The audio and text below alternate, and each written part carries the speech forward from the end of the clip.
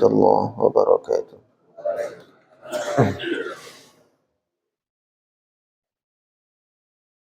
Nahmaduhu nusalli wa nusallim ala rasulihil karim wa ala alihi wa ashabihi ajma'in, amma ba'd. Alhamdulillah jemaah salat subuh dimuliakan Allah.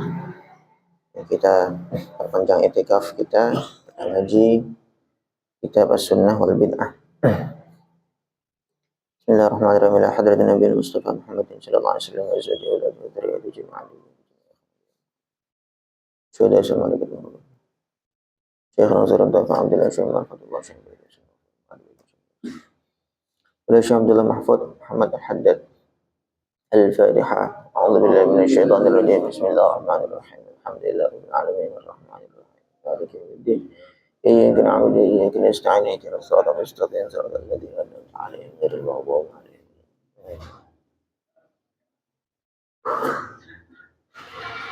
Bismillahirrahmanirrahim.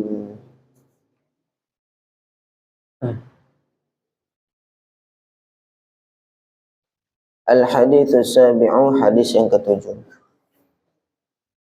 Wa qad waqa'at, sungguh telah terjadi, li sahabati, bagi para sahabat, kisatun ukhra, kisah yang lain. Fi rajulin tentang seseorang, musabin yang terkena musibah, terkena penyakit ataupun kesurupan. Fi aqlihi, di akalnya. Musabin fi aqlihi, terkena musibah di akalnya, maknanya dia gila. Faqara'a alaihi ba'duhum, maka sebagian sahabat membacakan kepada orang yang kena penyakit itu, kena penyakit gila itu, Fatihatul Kitabi, membaca Fatihatul Kitab, baca Al-Fatihah. Fabara'a, maka orang itu sembuh. Akhrajaha Abu Dawud wa Tirmidzi wa Nasa'i, diriwayatkan oleh Abu Dawud, Tirmidzi dan Nasa'i min tariqi Kharijah bin Salt an ammihi, dari pamannya. Annahu, bahwasanya marra, orang sahabat tadi, marra biko, pamannya Kharijah ini, marra telah lewat biqaumin, dengan satu kaum, satu kelompok, wa indahum, dan di sisi mereka, rajulun majnunun, ada seorang yang gila, muwaththaqun fil hadidi, sampai diikat di besi. Faqalu, maka mereka mengatakan, innaka ji'ta min indi hadzal rajul, engkau datang dari Muhammad, kamu golongan Muhammad toh, misalnya begitu. Bi khairin, dengan sebuah kebaikan. Farqalana hadzal rajul, kalau gitu ruqyahlah untuk kita, ruqyahlah laki-laki ini untuk kita. Faraqahu, maka pamannya Kharijah tadi meruqyah si yang sakit itu, yang gila itu, biha, dengan Al-Fatihah. Dzakara dzalika al-Hafidz fil Fathul Bari, disebutkan atau diceritakan oleh Al-Hafidz Ibnu Hajar dalam kitab Fathul Bari, syarahnya Sahih Bukhari. Hadis kemarin kita bahas tentang ruqyah, yaitu ada seorang sahabat yang meruqyah dengan Al-Fatihah. Nah, di sini juga ada kisah yang lain. Kalau yang kemarin mereka bertamu, kemudian ditolak, terus pimpinan atau ketua kampung itu disengat oleh kalajengking. Nah, kemudian mereka meruqyah dengan bacaan Al-Fatihah. Nah, di sini kisahnya yang lain, meruqyahnya dengan Al-Fatihah juga. Nah, tetapi kemudian di sini yang dijumpai adalah orang gila. Jadi di satu kampung, satu kaum, ada orang yang gila sampai diikat di besi begitu. Akhirnya mereka mengatakan, innaka ji'ta min indi hadzal rajul, kamu kan dari kelompoknya Muhammad toh. Nah, katanya dia ngajarkan kebaikan. Coba ini nih. Ruqyah itu sebenarnya bahasa Arab. Ruqyah itu artinya jampi-jampi. Ruqyah itu artinya bacaan-bacaan yang dibaca. Jadi sebenarnya Al-Fatihah sendiri kalau kita lihat artinya ya tidak ada bahasa-bahasa menyembuhkan, sebenarnya tidak ada. Tetapi pada umumnya, kaidah umumnya, wa nunazzilu minal Qur'an ma huwa syifa. Kami turunkan dalam Al-Quran ada syifa, ada penyembuh, ada obat. Nah, sehingga sahabat tadi istimbat kesimpulan saja. Ya sudah, pokoknya Quran itu semuanya jadi syifa, bisa. Akhirnya dibacalah dengan Al-Fatihah. Al-hadits as-samin, hadis yang ke-8. Sehingga gitu, ini kan hal baru memang. Maksudnya Nabi sebenarnya tidak mengajarkan ini loh nanti yang untuk ruqyah ini. Tidak. Beberapa memang Nabi mengajarkan beberapa kayak baca ayat kursi ketika untuk melindungi diri dari jin. Kemudian baca ayat-ayat yang lain. Beberapa ayat memang Nabi ajarkan, tetapi kayak Al-Fatihah ini tidak Nabi ajarkan. Sehingga yang hadis yang sebelumnya yang lalu kemarin Nabi tanya, kamu tahu dari mana kalau Al-Fatihah itu bisa untuk ruqyah? Maka dia jawab, syai'un ulqiya fi ru'i. Ya, enggak tahu ya Rasulullah. Hati saya merasa begitu aja. Akhirnya Nabi mengikrar. Tentu saja ini setelah Nabi tahu, maksudnya setelah Nabi timbang bahwa hal ini tidak bertentangan dengan syariat. Al-hadits as-samin, hadis yang ke-8. An Ibnu Mas'ud radhiyallahu anhu, annahu bahwasanya Ibnu Mas'ud qara'a membacakan ala mubtalan fi udhuni, ala mubtalan ke atas orang yang terkena penyakit atau gila yang semacamnya, fi udhunihi, di telinganya, fa'afaqa, akhirnya dia sadar. Ada orang sakit, entah ini gila atau pingsan atau apa, pokoknya sakit lah. Kemudian sama Ibnu Mas'ud dibacakan di telinganya. Entah bacakan apa. Faqalahu Rasul sallallahu alaihi wasallam, maka Nabi bertanya kepada Ibnu Mas'ud, "Ma qara'ta, apa yang kamu baca?" Qala, Ibnu Mas'ud menjawab, "Afa hasibtum annama khalaqnakum 'abatha." Ila akhir surah, sampai akhir surat. Ini surah Al-Mu'minun. Lengkapnya, afa hasibtum annama khalaqnakum 'abatha wa annakum ilayna la turja'un. Fata'ala Allahul malikul haqq, la ilaha illa huwa rabbul arsyil karim.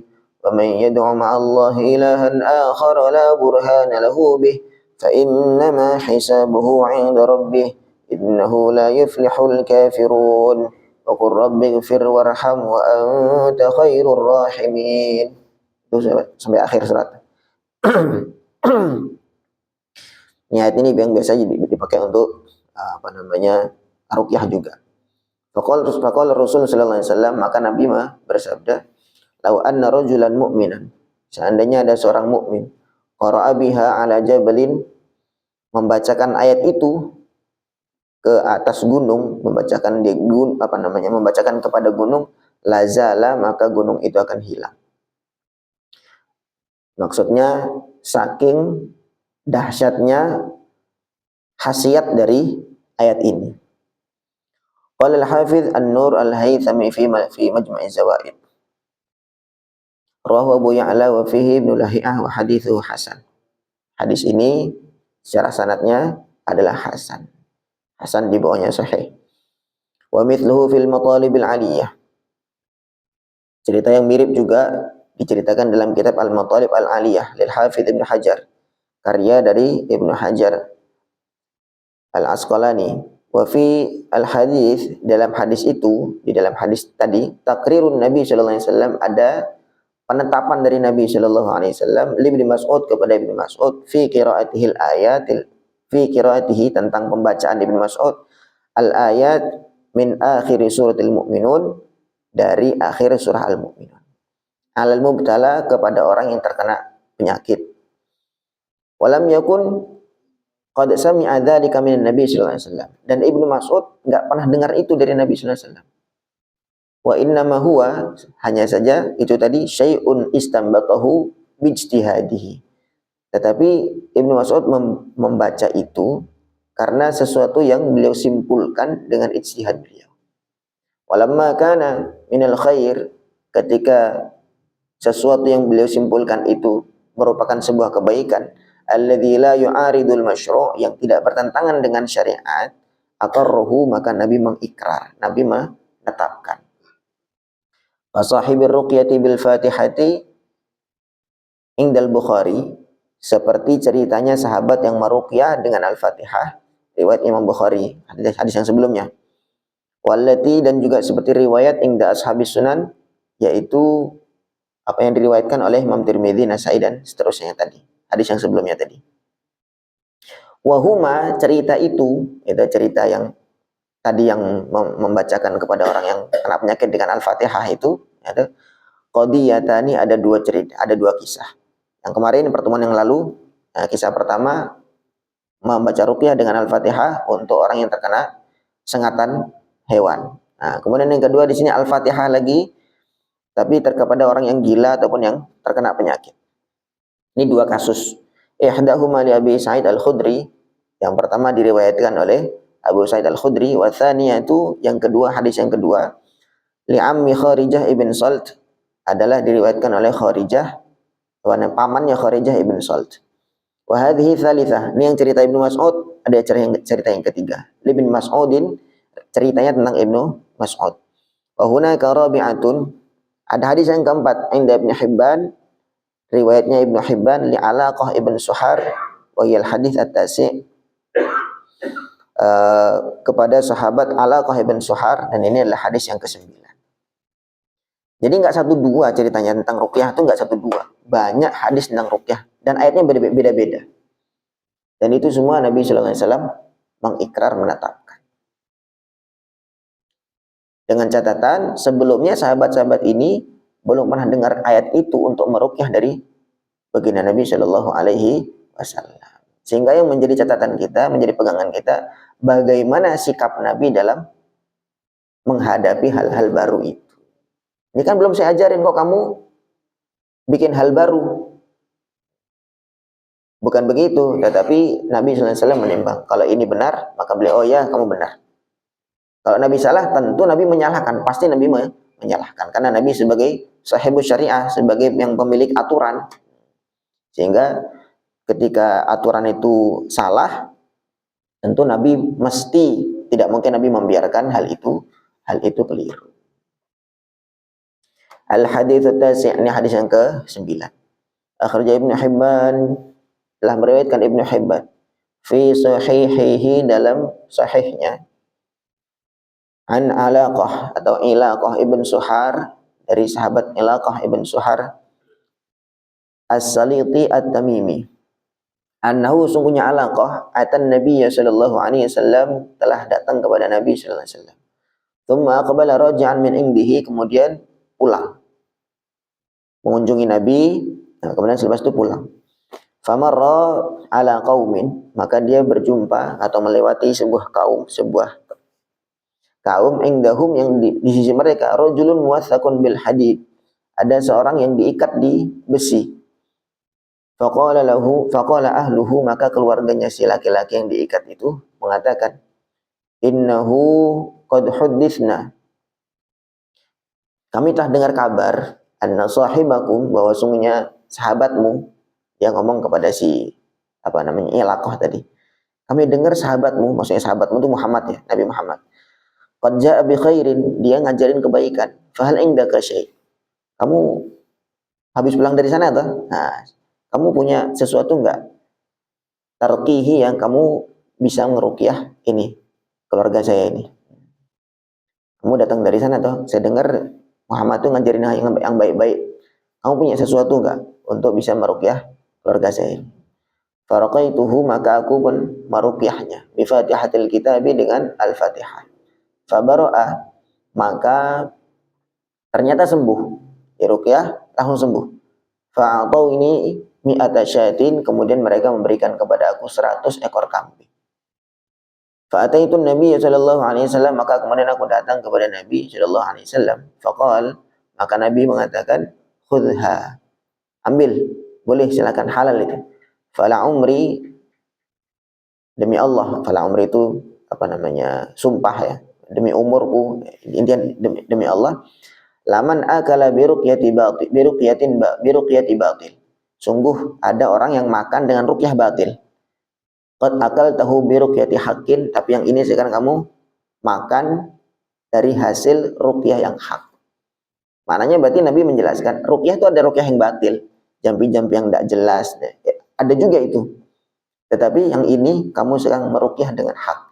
Sedangkan upah yang kamu dapat tuh upah yang boleh dimakan. Begitu. Intaha min mawaridi dham'an min zawaid Ibnu Hibban Al-Haythami. Jadi ini sekali lagi menggambarkan bagaimana sikap Nabi Shallallahu Alaihi Wasallam. Nabi bersumpah demi Allah, memang ada orang yang ruqyah dengan ruqyah yang batil. Kemudian untuk yang sekarang ini kamu makan dari hasil ruqyah yang hak, sehingga apa namanya otomatis ini menjadi kalau istilahnya beberapa ulama namanya sunnah mustanbatah. Sunnah yang bukan langsung diajarkan oleh Nabi, tapi sunnah yang diambil kesimpulan oleh para sahabat, gitu. Diambil kesimpulan oleh para sahabat kemudian diikrar oleh Nabi Shallallahu Alaihi Wasallam. Atau misalnya juga dikatakan sunnah takririyah. Padahal ini hal yang baru, tidak diajarkan langsung oleh Nabi. Makanya begini, Nabi itu tidak mengajarkan seluruh macam kebaikan secara mendetail.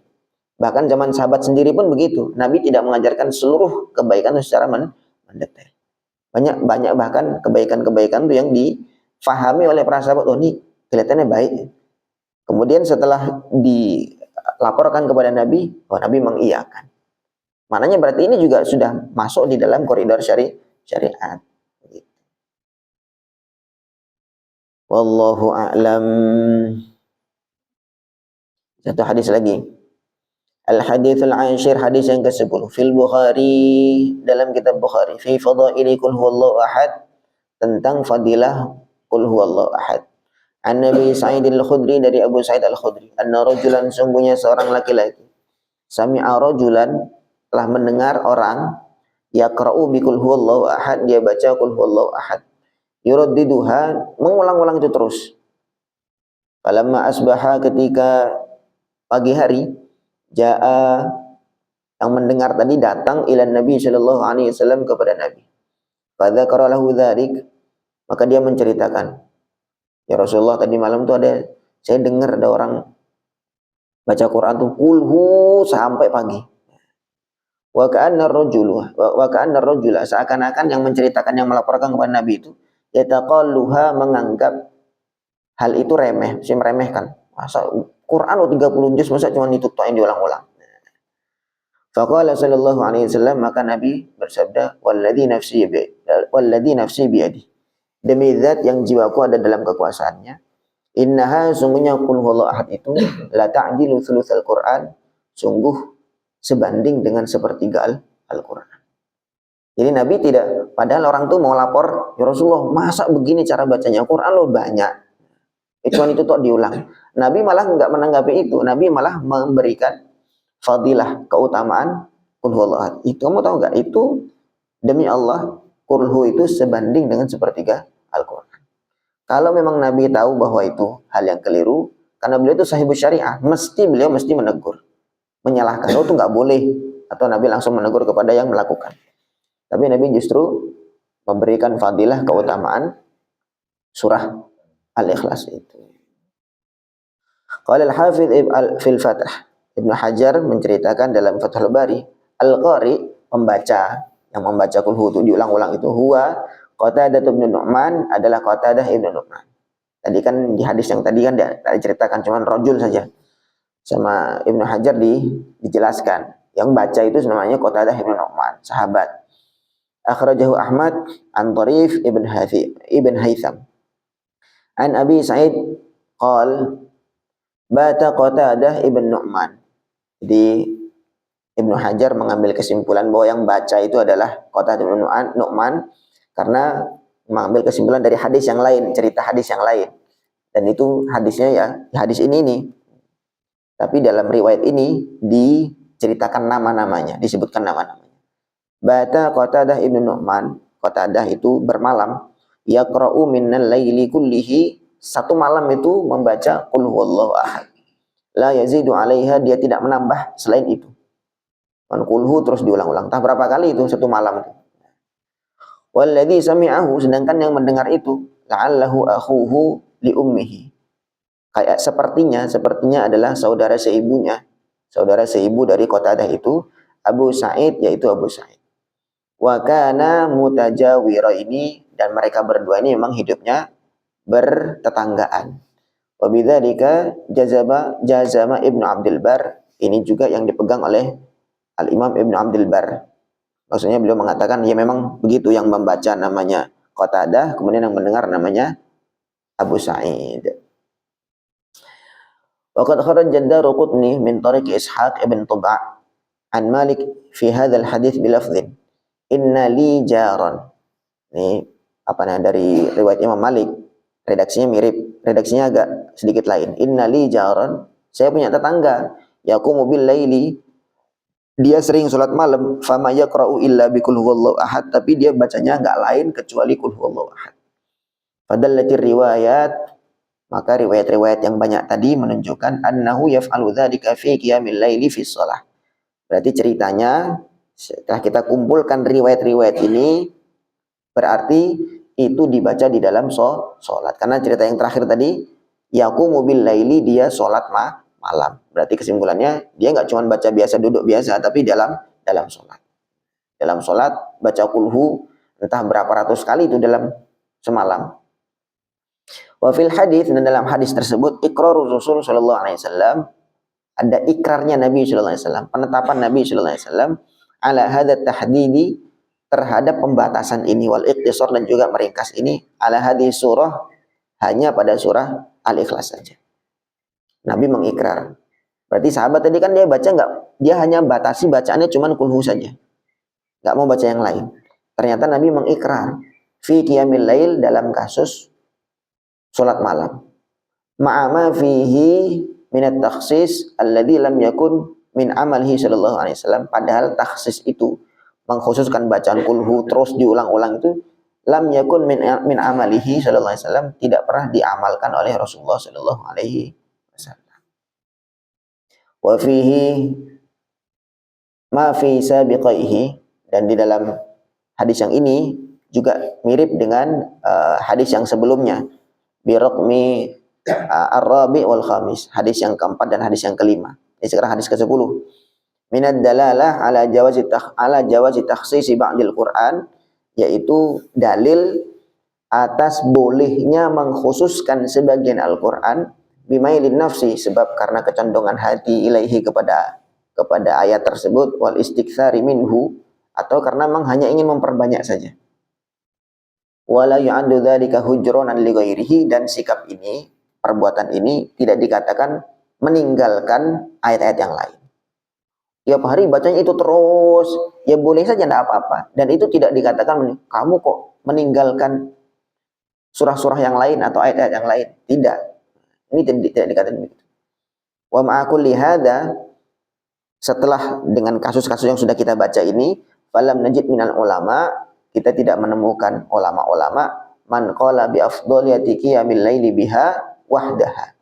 Tidak ada ulama yang mengatakan atau berpendapat bahwa keafdolan atau keutamaan qiyamul lail biha, dengan bacaan kulhu itu saja tanpa yang lain.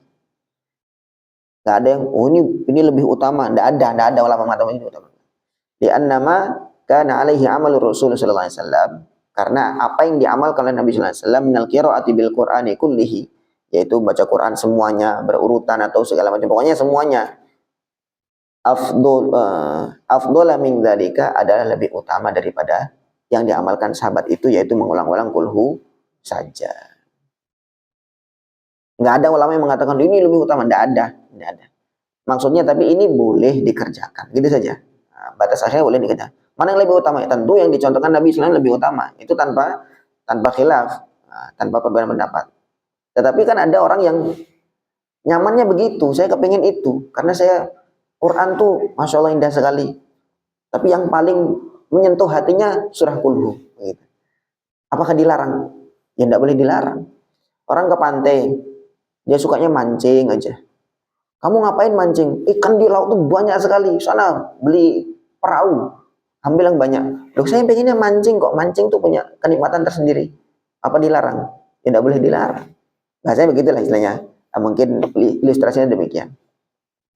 Tentu yang lebih afdal, yang lebih banyak dapat ikannya, kan begitu. Di sini juga yang lebih afdal yang dicontohkan Nabi. Nabi juga membaca qiyamul lail, salat malam, ya baca Quran, ya urut-urut, ataupun baca-baca yang lain juga. Nah, ini sahabat punya cara lain. Entah apa yang mendorongnya, entah karena memang karena kecintaan atau karena kepingin mengulang-ulang, beliau punya cara yang tersendiri dalam membaca Al-Quran.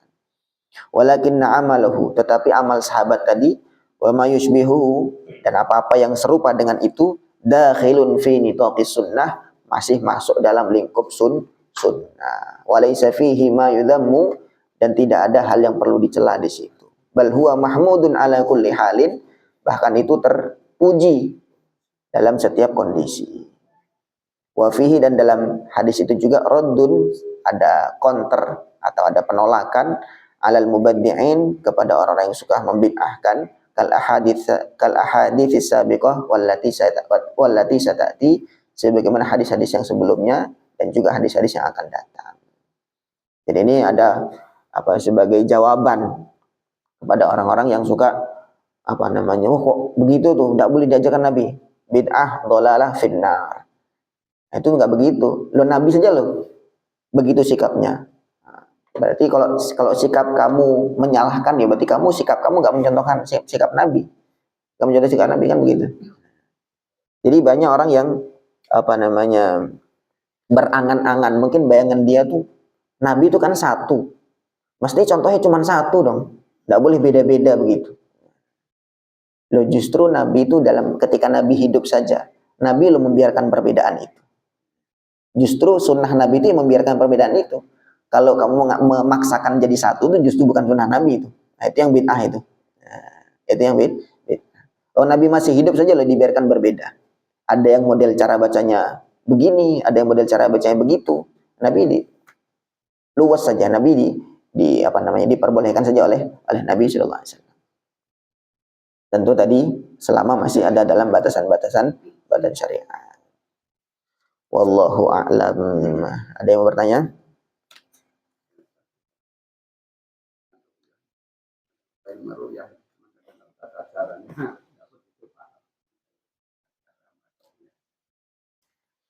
Terkait dengan ruqyah. Bagaimana cara meruqyah? Ruqyah itu sebenarnya tinggal baca aja. Tinggal baca saja. Baca, misalkan baca Al-Fatihah, bacakan ke telinganya, atau bacakan ke mana yang sakit, ditiupkan. Baca Al-Fatihah, ditiupkan tempat yang sakit. Hanya saja kesan atau istilahnya efeknya ruqyah itu setiap orang berbeda-beda. Efeknya ruqyah itu setiap orang bisa beda-beda. Ada orang yang sudah memang punya pengalaman sehingga dia cepat berefek, atau ada orang yang mungkin karena keyakinannya kurang, akhirnya efeknya tidak seketika. Sama seperti obat kan begitu juga, ada obat yang di sebagian orang itu manjur, sebagian juga tidak mempan. Padahal obatnya sama. Ruqyah juga demikian. Jadi ruqyah itu yang pertama kali itu mesti kita perbaiki keyakinan dulu. Itu keyakinan kepada Al-Quran, pada ayat-ayat syifa, ayat itu mesti kita yakini betul-betul. Kalau orang tuh keyakinannya mantap, maka nanti insya Allah khasiatnya akan cepat. Tapi kalau dia sendiri nggak yakin, seperti orang punya pistol, tapi dia sendiri nggak yakin dengan pistol ini, maka ya dia nggak menggunakan pistol itu untuk kegunaannya. Padahal cuma tinggal tarik pelatuk saja. Tapi dia sendiri ketika dia nggak yakin, ya sudah, berarti tidak ada mendapatkan manfaat dari pistol itu. Saya pernah cerita sering tentang ayat kursi itu. Orang yang yakin bahwa Nabi Shallallahu Alaihi Wasallam menyampaikan bahwa ayat yang dibenci oleh jin itu adalah ayat kursi.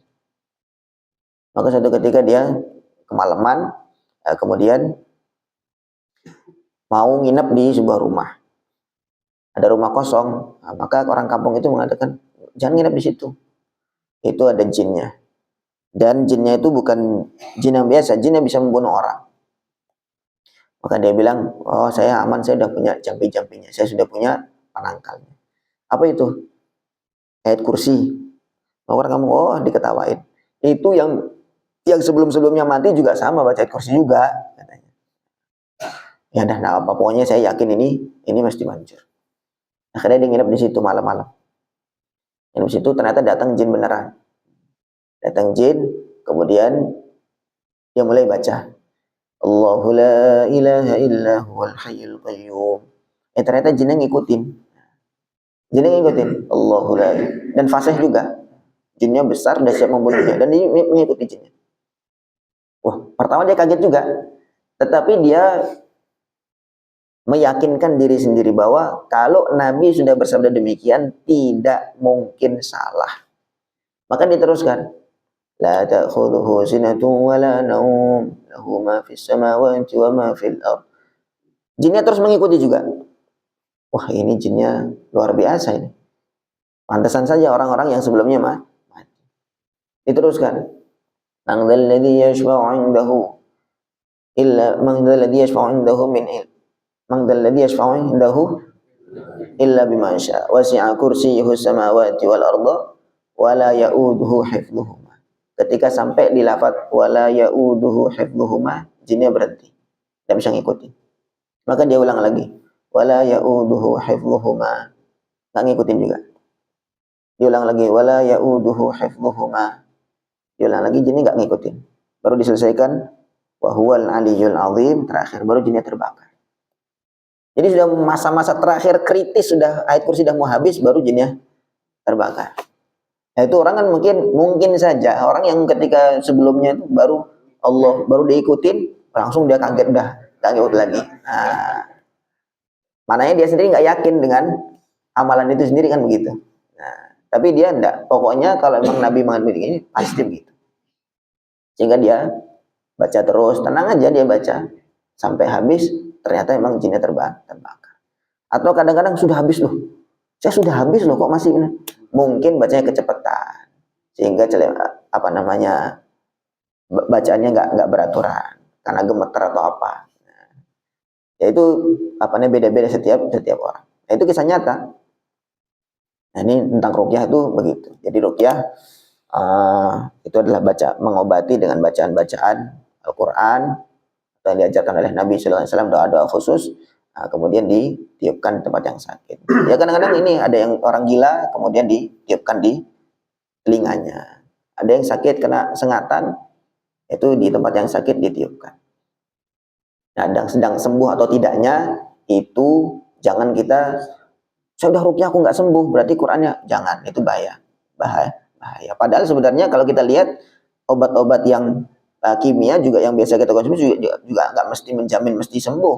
Kan begitu. Saya udah minum obat batuk nggak sembuh-sembuh juga, minum obat ini nggak sembuh-sembuh juga.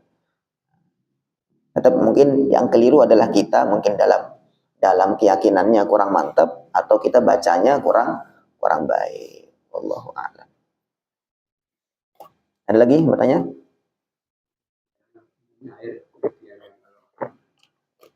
Gaya umumnya biasanya medinya air atau langsung dibacakan ke orangnya. Itu terkait ruqyah. Wallahu a'lam. Ini masih banyak sekali hadis-hadis cerita tentang bagaimana sikap-sikap Nabi dalam menyikapi hal-hal yang baru. Intinya jangan dipaksakan umat itu jadi satu sama. Itu enggak sunnah Nabi itu. Sunnah Nabi itu justru beragam. Ada orang tuh kecenderungannya beda-beda. Beda-beda. Sukanya ini, sukanya itu. Biarin saja selama masih dalam koridor syariat. Nah, cuma kadang-kadang dia yang paling baik ini, iya paling baik itu ya silahkan Anda jalankan, tapi kan jangan maksa orang untuk ngikutin sama seperti yang kamu kerjakan. Oh, dia pengennya itu, gitu. Wallahu a'lam. Semoga Allah bisa fahamkan kita dan kita bisa menyikapi apa-apa yang terjadi di sekitar kita sebagaimana sikap baginda Nabi Sallallahu Alaihi Wasallam. Subhanallah bihamdihi, subhanakallahumma bihamdika, asyhadu an la ilaha illa anta, astaghfiruka wa atubu ilaik. Assalamualaikum warahmatullahi wabarakatuh.